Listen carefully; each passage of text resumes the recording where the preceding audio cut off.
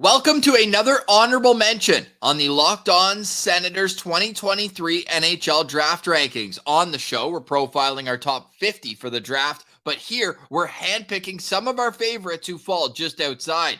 Coming up on today's profile, it's Emil Jarventie, a familiar name for Sens fans whose brother is one of their top prospects. Yeah, he definitely comes from a hockey family. Ross, as you mentioned, his brother is a Sens prospect, but not only his brother, his dad actually played one NHL game with the Montreal Canadiens back in the day, but 845 Liga games. So definitely the Jarventies know a thing or two about playing professional hockey. Well, Emil Jarventie has actually grown up through the same system as Robbie Eels, which we know they've got an electric fan base. We followed them closely during the COVID pause with Lassie Thompson and Robbie Jarventie there.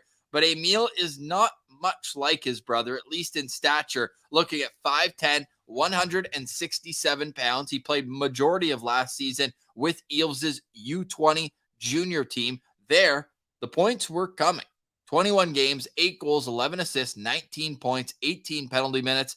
But Pilsy, you look at the rankings and it's pretty consistent that he's going to be either a third or fourth round pick, which is a surprise compared to where he was ranked coming into the season. Scott Wheeler's the highest on him at 79. Corey Prodman has him 111th. Chris Peters has him at 93. And Pilsy, a little bit of a shocker here. Elite Prospects does not have him ranked in their top 136. Yeah, I was surprised he wasn't ranked at all with Elite Prospects.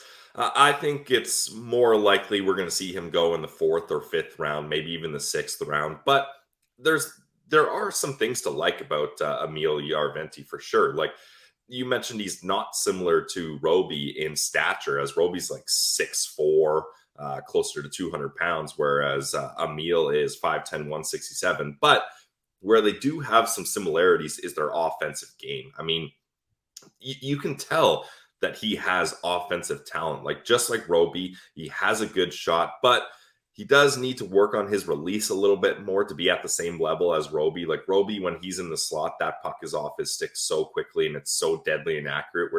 Whereas Emil it's not quite that. It doesn't come off the stick as quickly. And Emil Jarventie, he prefers to play a rush game. That's what EP really focused on, is when the puck is going up and down the ice and there's lots of skating and you're going through the zones, he has that energy and he's able to keep up and he's able to kind of thrive with that pace.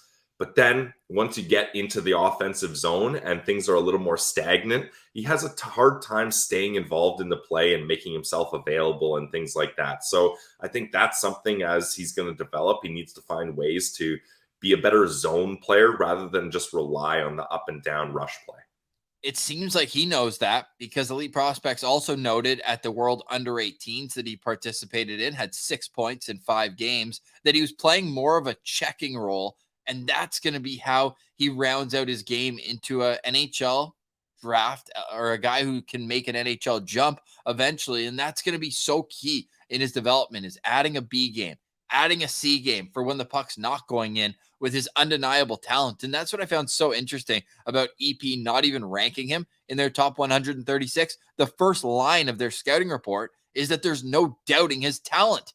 Well, it seems like they are doubting his talent, because they don't have him as a top 5 round pick going into this draft. So that's where it kind of really crossed my wires and made me realize that we have to do a little more digging when it comes to Emil Jarventie. And one of the other notes here is that he bounced around this year, Pilsy. He played in 3 different leagues, 15 or more games. He played 15 games against men in Liga, the top league in Finland. He played 19 games against men in the second tier in Finland. And then, of course, we talked about already his U20 stats as well. Now, in comparable or contrast to Roby was over a point per game in the Mestis, and excuse me if I'm not pronouncing that right, but the second top league. That's like AHL of Liga. Yeah, and they played for the same team. KOOVEE. KOOVEE. All caps, just like the Red Blacks. But you look at his production there, was only 7 points in 19 games, and a little bit better in the playoffs, 5 and 9. But to look at the body of work of Emil Jarventie, it's just what's he going to project to? If you're an NHL team, it's like, what are you getting here? You're definitely getting a project. You're getting a guy who you're like, okay, our skills coaches can maybe teach him a thing or two about, transition, I think is probably the way on the defensive end, where it's like, okay, when you turn the puck over, Emil, we need you back right away.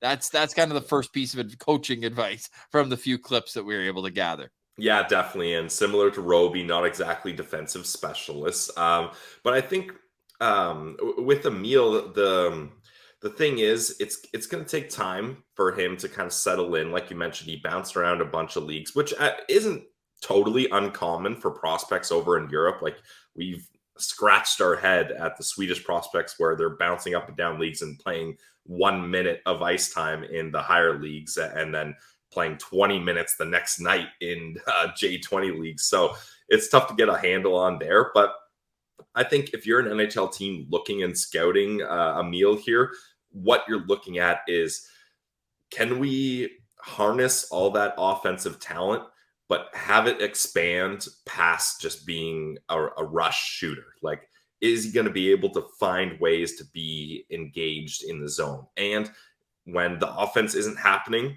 we can't just have him being invisible out there. Like you mentioned, how are we going to get him involved defensively? And I think that's where it's going to be tough, because with Roby, he's got that size. So he can box out guys, he can win puck battles, whereas Emil doesn't have that size. So how are you going to get him to play an effective defensive game? I think that's going to be the key to his success. And unlike Luca Pinelli, another undersized guy that we did, there's no physicality to Emil Jarventie's game. That's not the way he plays. But what would you say his best attribute is? It's got to be the shot for sure. Like, I think he has a good shot.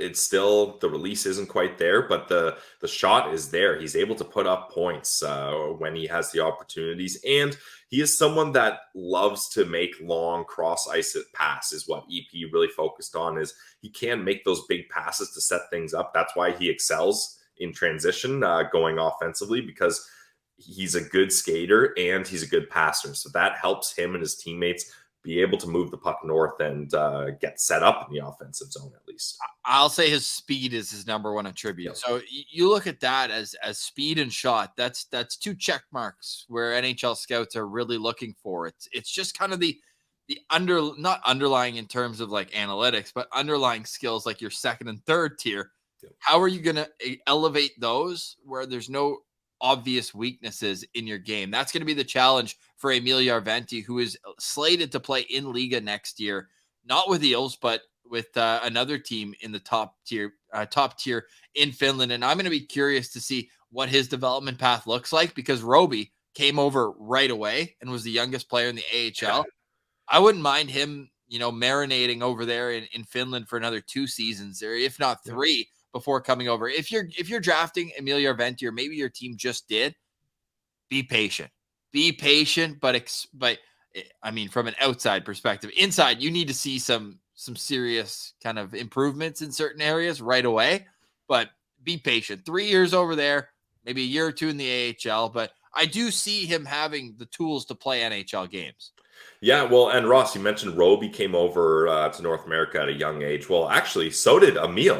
In 2021, 2022, he played 19 games in the USHL and had 6 points, which we were kind of scratching our head wondering, like, I wonder what triggered that move. And it might have been COVID-related stuff, Finland, or maybe he just wanted an opportunity to try the North American game. Now, 19 games isn't exactly a big sample size, but at least he has something to lean on, knowing he's been in this continent. He's played on North American ice surfaces, so he does have a little taste of that experience, which I think is helpful.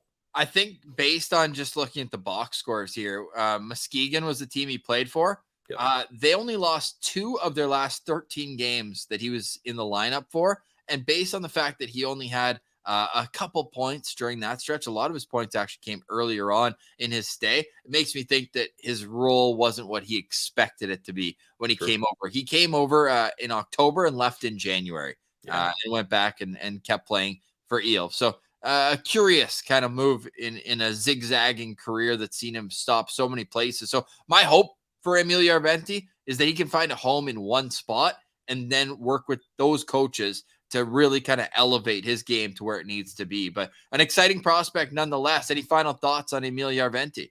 Yeah, I kind of agree with you. I think it'd be great for him to spend a little more time in his home country in Finland. And he doesn't need to play Liga. Like, I would rather him play in the Mestis. Again, I don't know if I'm pronouncing that right either. We'll go with that. But I'd rather have him play bigger minutes in the secondary league. Should we call it the mess? Yeah, sure, the mess. I'd rather him play bigger minutes in a lower competition rather than just be a fourth line guy getting a handful of minutes in Liga. So definitely there is some excitement about Emil Jarventie, and we'll see if he ends up with his brother on the Ottawa Senators. Whoa, we know the Sens love the friendship tour, love the family ties. Yep. So could that be a fit in the mid to late rounds of this NHL draft? For more draft profiles, we've got 70 coming on our YouTube page. So head on over there, each individually packaged for you to go learn about every top prospect in this year's NHL draft. We're a part of the Locked On Podcast Network, your team every day.